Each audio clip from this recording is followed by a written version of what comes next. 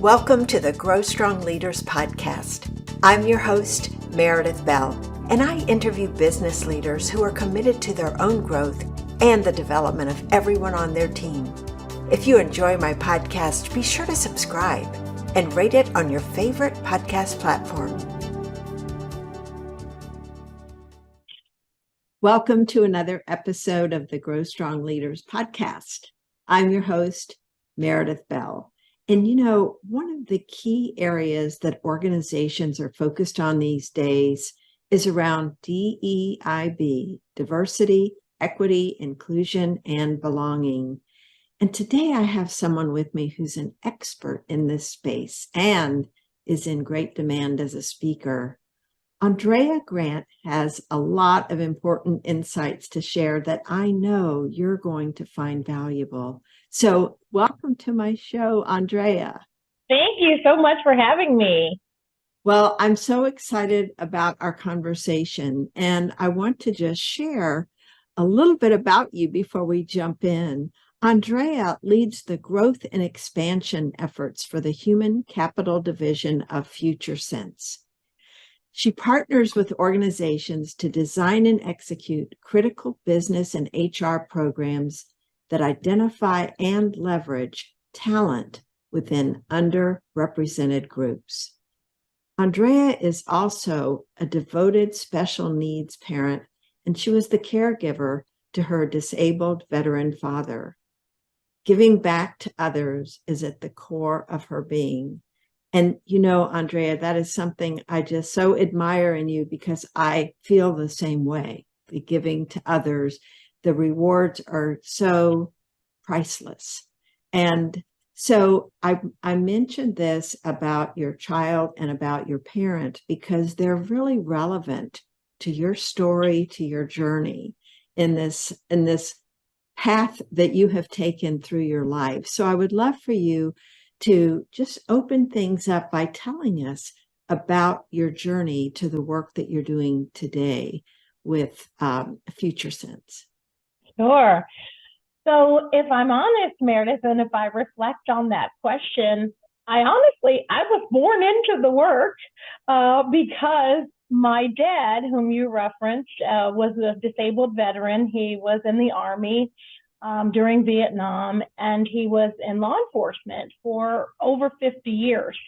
And I say I was born into it because my parents were integrators, Meredith. My parents were born during segregated times here in the States, and they both integrated the workforces.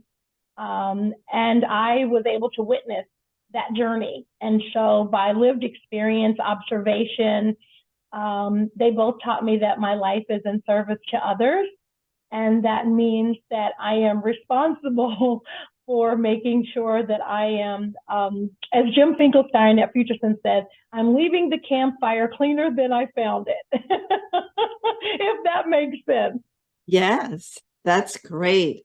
Well, tell us a little bit about your experience growing up in a home like that, where your parents were of different races.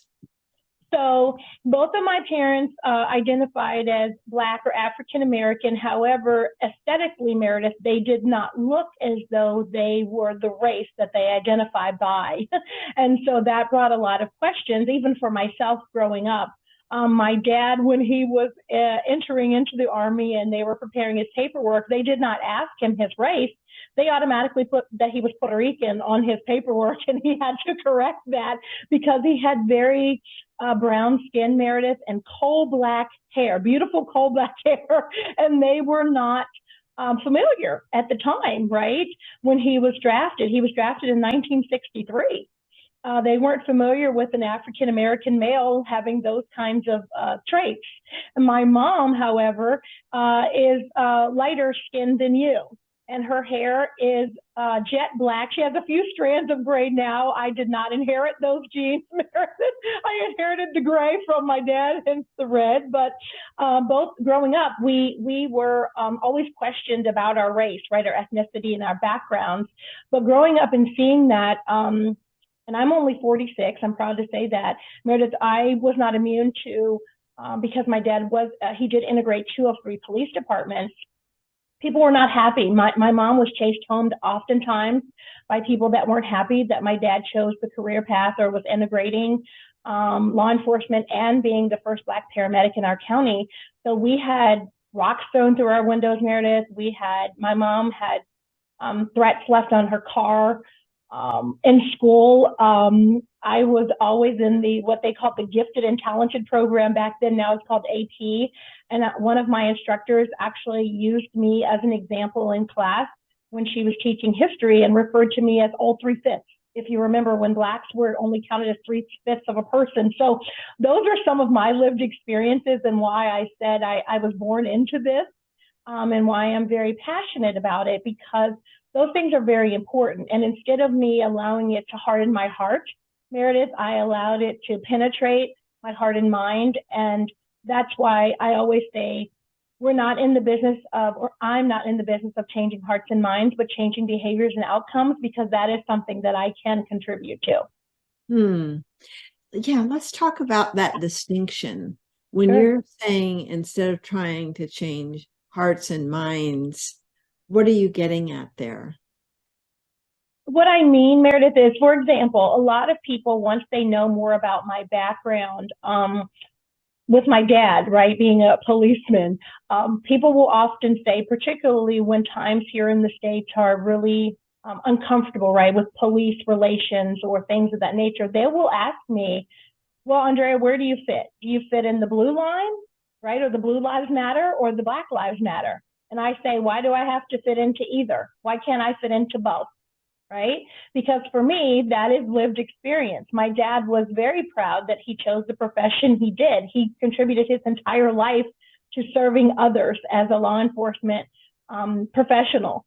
And so I should not have to choose. And so for me, I can't tell someone how they should think or feel. That's what I mean by can't change hearts or minds, because we all have lived experiences, positive ones and not so positive ones.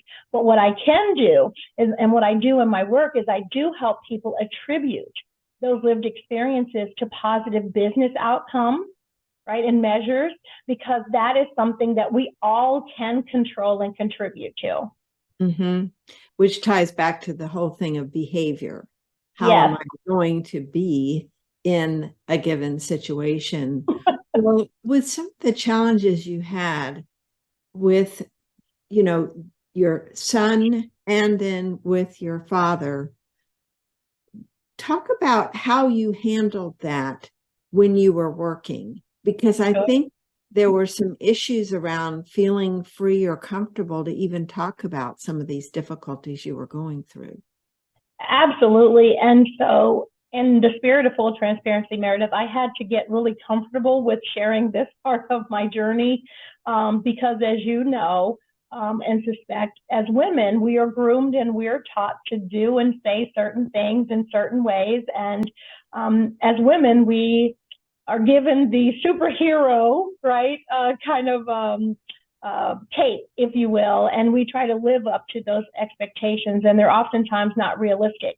So for me, I covered what I call covering, or people call covering, Meredith. So I was not forthcoming with my son's very extensive medical needs or other needs, or with my dad, out of fear of being excluded, right, or further excluded from promotions or other opportunities. People make a lot of assumptions, right? We all have bias. Even DEIB practitioners, we have bias, right?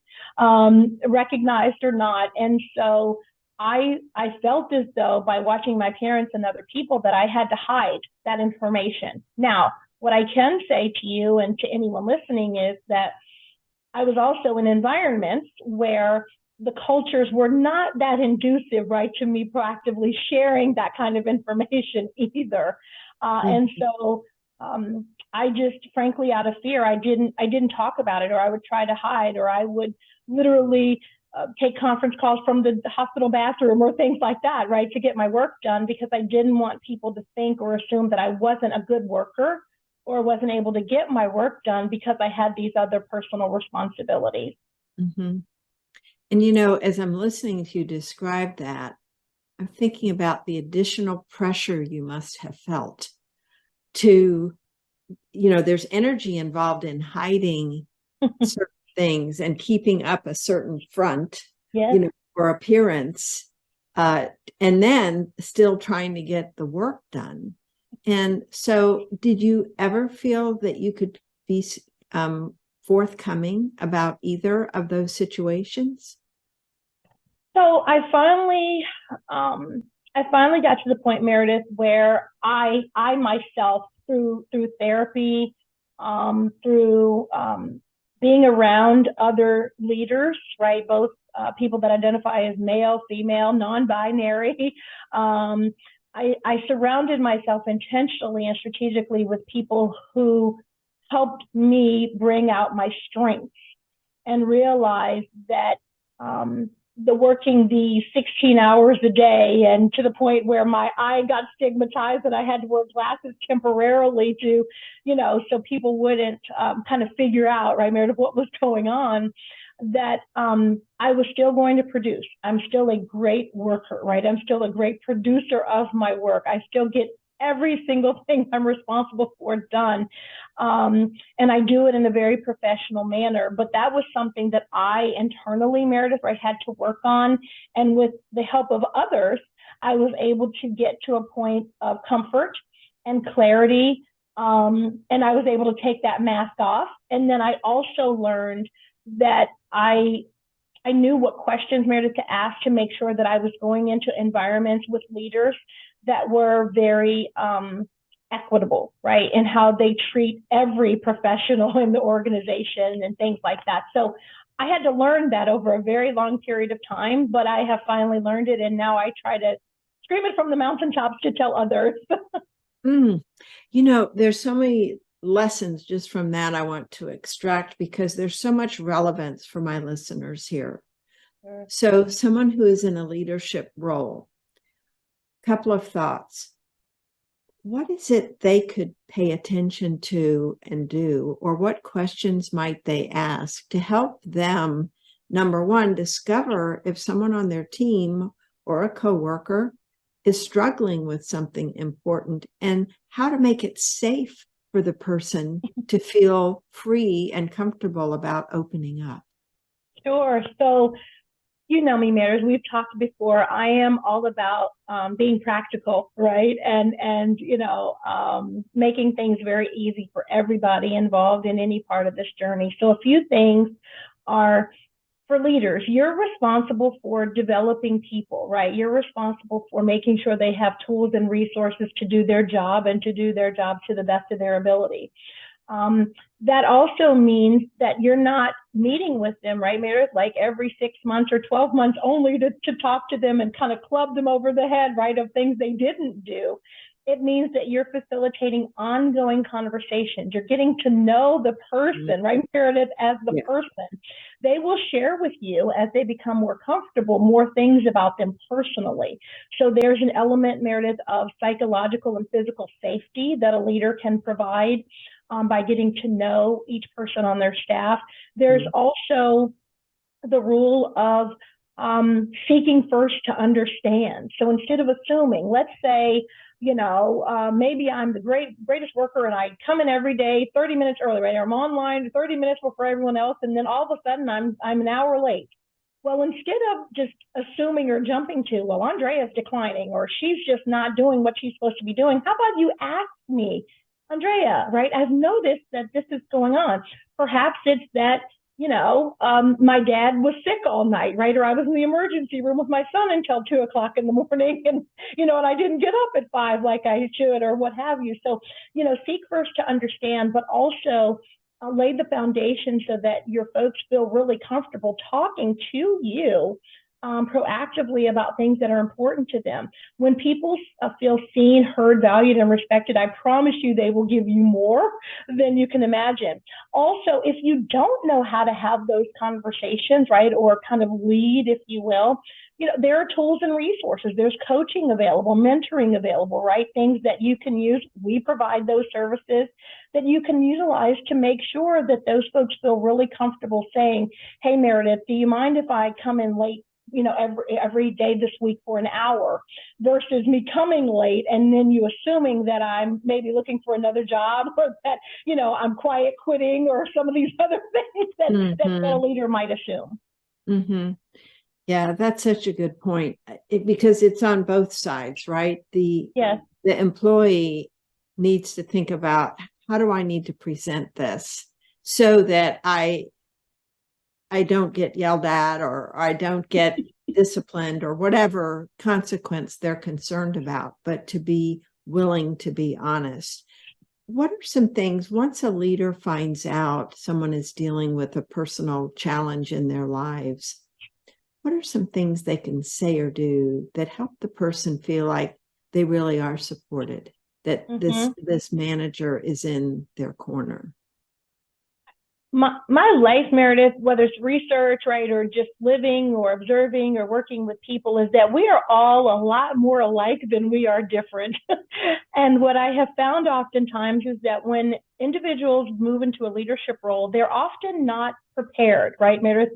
They were oftentimes promoted because they were the best individual contributor, right? Then they get promoted up, and then they're expected to just magically know, right, how to manage and lead and develop. That being said, the manager or leader can be vulnerable. If they've had that experience, say that. Well, Andrea, right, I know, right, I also was the caretaker for X, or, I have a family member that has autism like your son, or, because then you're creating a bond, right? We're relating on a certain level. So be vulnerable, be honest, right? If you also don't know, then say that. Say, I don't know what you're going through. I can't imagine, but I can be here to support you. And then ask them, what do you need, or how may I help, right? Questions go a long way. Other things too, Meredith, are creating what I call safe spaces, right? Providing space and grace. So that is, if you have other tools and resources you can make available. Maybe you have EAP or other things that you can refer the person to, right? Or ask someone, hey, or introduce them. Andrea said, she just, her mom now, true story to America, is thinking of moving in with her, and so that might be a big adjustment or big change for her and her family. Well, Andrea, what can we do to help you? Or, you have PTO or this, that, or the other. So find proactive ways to offer up the help and support, but if nothing else, be a really good active listener and be honest, and then let the person know, I'm here to help. Just keep the open communication and the virtual or real door open for them. And I promise you, they'll overproduce because they will feel supported. Yeah, that point needs to be shouted from the rooftops, in my opinion, that sometimes we withhold that support for fear, this person's going to take advantage of me, or something negative, instead of realizing that demonstrating you're with that person, you support them, goes an amazingly long way to build, as you say, that bond, and strengthens the relationship, so that, once this challenge is passed, or even during it, that person is still going to give their all because they feel that you believe in them and you support them. I think too many times we're suspicious of others' motives, and we don't give them the benefit of the doubt. You mentioned the word assumption earlier. And I'm curious if you have found any ways to guide people in leadership roles to assume the best instead of assume the worst, or be suspicious about people. What are some things that a leader can do if they find their minds kind of going to that judgmental place? So my dad had a lot of isms, right, Meredith? He had all these funny quotes, or, old country sayings or things like that. And so he would always say to me, when I would talk to him about this type of a topic, he would say, when there's one finger pointing out, three fingers are pointing back at you. Meaning, if you're accusing someone of something, that means that either you have done it, or you would do it, or you considered doing it, or else you wouldn't have brought it up. So a little bit of, walking down ouch street with that one, right, Meredith? But it's really where is this coming from? Why are you thinking or assuming that Andrea is not going to perform when she's been performing for you for the past 2 years, 6 months, 20 years, or whatever? Where is that coming from? Right? Again, we all have bias, right? Mm-hmm. And so that is a way to check the biases, or some of those, I call them gremlins, or some of those gremlins, right, Meredith, creeping in. And then also being honest and saying, hey, Andrea, I just want to be forthcoming. I want to be honest with you. I am a little nervous, right? That maybe, if you're saying you're working, coming in an hour late, is there something else going on? I just want you to know that you can talk to me. And usually, if you've built that trust and rapport, and if you're really honest, people can tell if you're being genuine. Then they'll open up and might say, well, gosh, Rita, thank you for asking. In addition to this, I have that. Or in addition to this, my tire went flat, or I don't know, whatever it might be, they'll be more honest with you. But communication is most important. And again, I've found that a lot of times when people are making assumptions or assuming things, it is something within that person, not something necessarily that the other person has said or done that's driving that behavior. And that's where, like I said, the coaching and other things can come in to help that, because the coach can help them. Well, Meredith, why are you thinking that Andrea wouldn't be forthcoming? Or why do you think, right, she might be taking advantage, or she's not really working, et cetera? And a lot of those things, Meredith, are rooted in inequitable, right, thinking. Would you ask me the same questions that you'd ask a man, right, if he was taking care of his parent or child, or et cetera? Probably not. So again, right, there are layers of that we can kind of peel back, but I hope that answers the question. It does. It does. I think, well, one of the things I like about what you were saying is asking that question, where is this coming from? Because then I have to go within and look at myself and what's triggering me. Why am I having this kind of reaction? Would I have a similar reaction if it were someone else?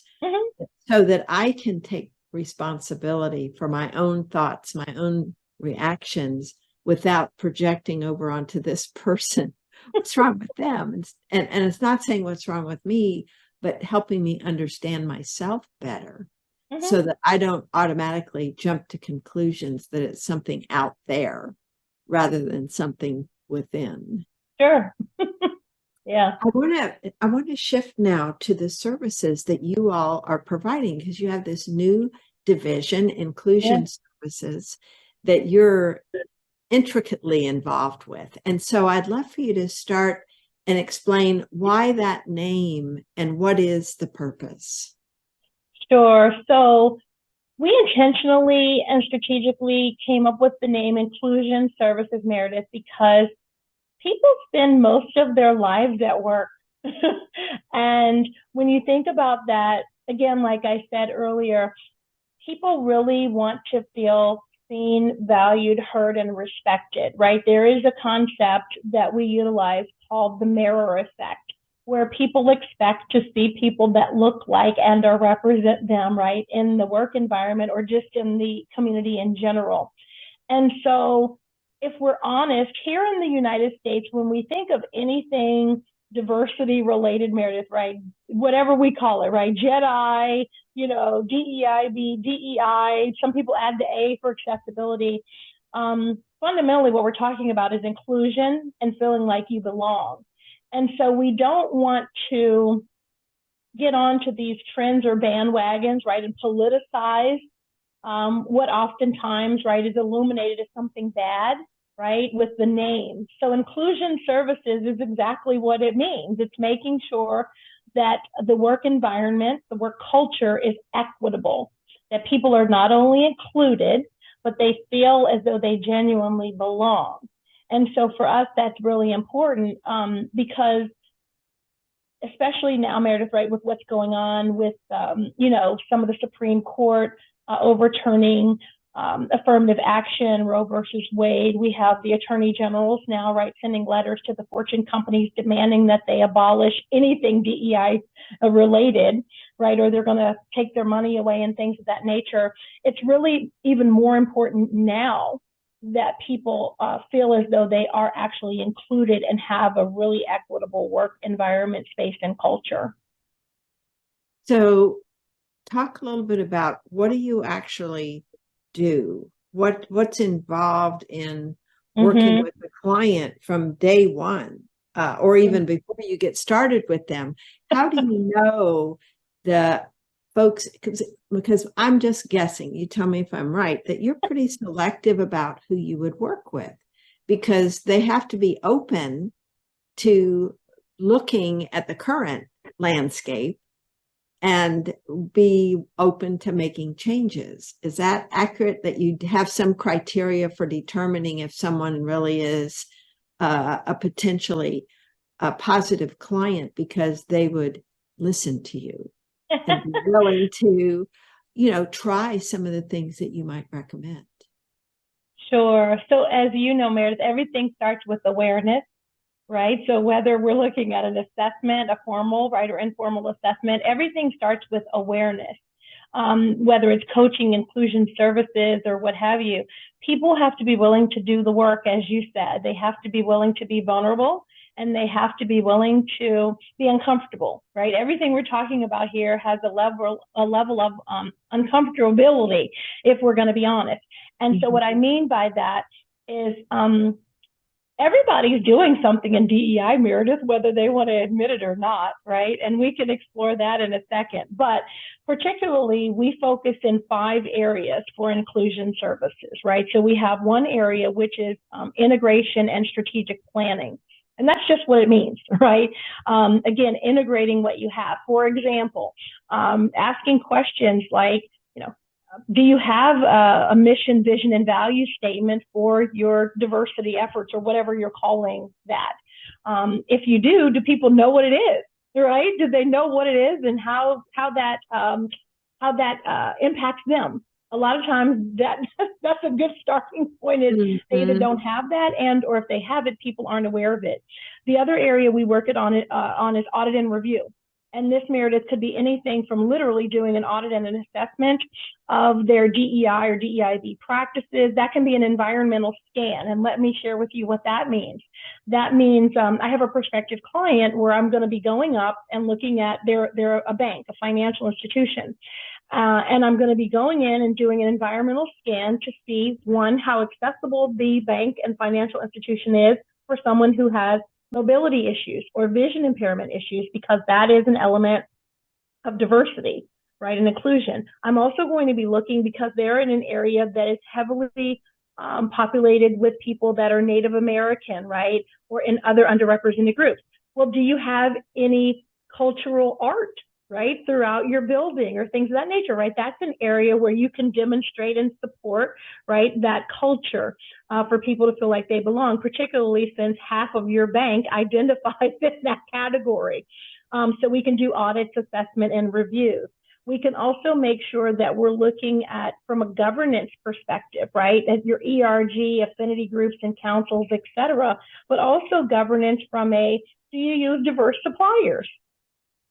Are you working with someone who maybe a veteran-owned business? Well, guess what? You're participating in DEI, whether you want to or not, right? Or whether you're kind of screaming it from the mountaintops. The other area is learning and development. We know there is a lot of, frankly, inaccessibility to underrepresented groups when it comes to learning and development, whether that be for self-enrichment, for promotion, or other reasons. There is a lot of disparate treatment and exclusion when it comes to that. And finally, pay equity and equal pay. You know as well as I do, Meredith, that in that space, that women are at least, right, earning 60 cents to the dollar, at least, even now in almost 2024. And so there is something, right, we can do about that. And so there's a process we can go through with them to make sure that they are in line. But also, as you said at the beginning, the why. I need to know the why. If you're doing this because you just want to go and have a nice fancy commercial, we might not be the best organization, right, to support that. But if you fundamentally want to make, like we said earlier, change in behavior and outcomes, then we can definitely support that. Mm-hmm. What you're talking about is commitment, right? Absolutely. That they're willing to make a commitment to say, we don't have all the answers. We have areas we can grow and improve, and be willing to do that. And, I'm thinking about it for us as individuals as well as organizations, because when you're talking about going into an organization to do this work, you're really talking about people, the individuals that are going to be exposed to what you learn in your audit and review, for example. And each one of them may have, different reactions based on their own unique experience. And so in a sense, as I'm sitting here listening, I'm thinking, you kind of have to do work on your end to build that inclusion with the diverse people that you're working with in a client organization, right? Because you're not working with, typically, I wouldn't think, a single individual. That's right. That's absolutely right. If there is a single individual, Meredith, right, they might be the primary point of contact, but as you said, they can't be the sole driver, right? No one can be, right, in the kind of work that we're doing. And even folks, Meredith, that think that they are not a part of this, right, or not involved, they really are. Everybody participates in DEI, right, whether they want to or not. And what I tell everyone, in addition to the, not changing hearts and minds, but changing outcomes and behaviors, is that we all have data. We all have a story. Let's look at that, right? If you don't like what the data or the story is telling you, great. Then let's be the change of that. Let's change that narrative. If you like it, great, let's do more of it. But as you said, right, they are the decision maker. They're the drivers behind this. We just want to facilitate what that looks like. Mm-hmm. You mentioned the governance and some terms that some of my listeners may or may not be familiar with. So I'd like to just have you give an explanation of the ERGs, affinity groups, councils. What are each of those, and how are they different from each other? Sure. Yeah. I was looking over my notes because, in preparation of us, it comes up quite a bit. In HR or just in business consulting, we have a lot of acronyms that we're used to, right, and familiar to. And so we kind of get caught in that trap of using them, but not always explaining or defining them for others. So thank you for that. So when I say ERG, I mean an employee resource group. When I say an affinity group, I'll define that in a minute, and councils. And so essentially what happens a lot of the times, and particularly mid-size or larger organizations, is that a company will want to stand up and or utilize an ERG, an employee resource group. This is usually, Meredith, a group that has one executive sponsor, right, within the executive leadership team, usually a C-suite member, that is sponsoring and supporting and putting forward time, money, and resources for the success of the group. And the ERGs are usually used for driving change, right, or policy or operational effects within the organization, right? So they have a lot of real, right, or inferred power, because they're really the ones kind of peeling back the layers of the onion to see how the business department company is running, right? And is it equitable? Is it fair, right? Is there disparate treatment, things of that nature? Because they have that executive sponsor that they go to on a regular basis, right, to facilitate these conversations. When you say an affinity group, right? So an affinity group is typically a group of people that share at least one common characteristic. So think of there's affinity groups for caretaking, right, Meredith, or maybe mental health, or it could be neurodiversity, it could be sexual orientation, right, because they have that common characteristic. Those groups typically focus on culture, right, food, clothing, those types of things, right, for people to share and exchange. So that people can feel like they're included and that they belong. They typically don't, Meredith, have any power, direct or inferred, right, to make a real change or difference in the organization, other than making people feel like they have a place to go, right, where they can share like experiences and so on. And then councils Councils are kind of used interchangeably sometimes, Meredith, with ERGs. A lot of times when you have a council, though, they usually are sponsored by someone in the executive management. It may not be at the top, like a C-suite member, but they do usually have some sort of executive management sponsoring them. And they probably have a mix, right, of the cultural aspects of the food, clothing, art, etc., as well as looking at what the efforts are for DEI or whatever they're calling it within their organization. And they are the ones that are usually vocal about, hey, this is working, this is not working, let's try this, or let's add this, etc. So does that help, or maybe provide a little more clarity about the acronyms and kind of those groups and what they're there to do? Yes, that's great. Thank you. Sure. And so let's look at specifics. So if there are some things that you might notice, or just with my listeners, let's think about if they want to become more aware and make some changes, there are things that you could probably recommend without going through a formal audit and review that they might look at doing that could have a positive impact. And I'd love for you to share a few of those. Of course. Yeah, like you said, right? We like practical and simple and scalable around here. So happy to share a few things. So one is representation. So that is on their website, marketing, sales, collateral, any types of materials. What do the people look like, Meredith? Are you demonstrating diversity of thought, right, in your content? Are you just showing diversity of age, right? We oftentimes don't talk about ageism, or things of that nature. Are you showing people that represent people that have physical mobility, right, limitations, or et cetera? In preparing for today, I did some research, and the U.S. Department of Commerce says that 6.9 billion with the B is lost in revenue because of inaccessible and non-usable websites. And so I'm sure that your listeners will probably buck their eyebrows like you just did. And so that's a service, right, we can help them with is your website usable? Is it accessible? Meaning to attract talent and or to procure your services. So that's one area, right? So looking at the representation. Do people see themselves represented in your collateral materials? Is your website usable, right? Is it accessible? Another area is going back to the accessibility from the learning and development, or even from the recruiting standpoint, Meredith. I'm sure you've heard this, and your listeners have as well.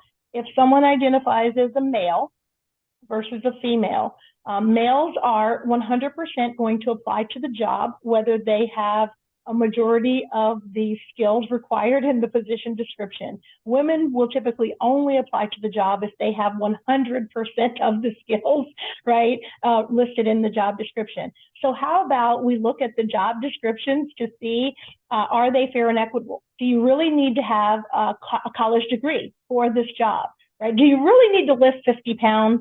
Because, Meredith, that was the job description, however many years ago, right? You have to be able to lift 50 pounds and have a 4-year degree. Well, do you really?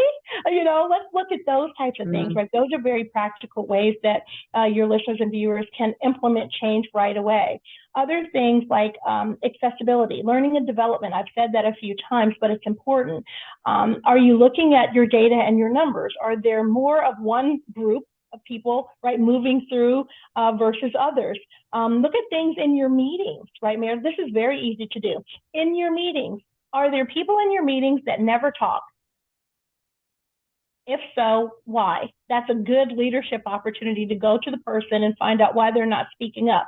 Are they not speaking up because they don't feel like they are included or that they really belong? Are they not speaking up because they're introverted, right, and they need a little more time or help or prep to speak up in the meeting? Or are they not speaking up because they've spoken up in the past and they've been ignored, or their ideas have been stolen, right, or things of that nature? So, just do a little question asking, right, fact finding, and these are just practical, simple things that clients of mine have been doing for years that really do work and make a big difference. Those are great. I like that, Andrea, because each one of us can be thinking about, where do I not, to me, express enough curiosity? Where do I make assumptions, draw conclusions that somebody's introverted maybe, when in fact, they feel like every time they try to speak up, they get talked over. You know, there are just different things that finding out, asking questions could give us so much more information to make us more aware and be able to make better decisions and make the appropriate changes. Yeah. Because the one thing it sounds like your services are so valuable about, number one, it's not superficial. You're looking at making changes that affect outcomes and behavior. So it's not just putting up a front, because that won't be lasting, or making some superficial change.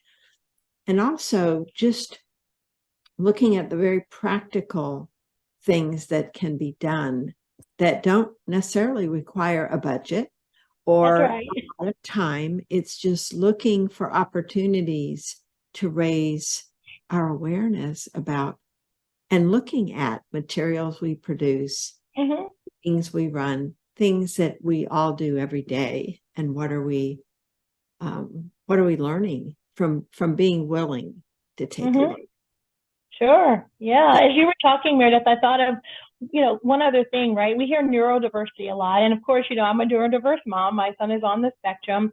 But neurodiversity covers a lot of things, Meredith. Anxiety, right? PTSD. So if you have veterans or other people, right, that are working in your environments, maybe they don't speak up in the meetings, right? Because maybe they have anxiety. Maybe they have something called dysgraphia, meaning that they don't know how to properly hold a writing instrument, right? And so perhaps that's why, if you're wondering why Bob never takes notes, maybe Bob has dysgraphia, right? So again, it's, as you said earlier, the curiosity, seeking first to understand, not making assumptions, but just getting to know people.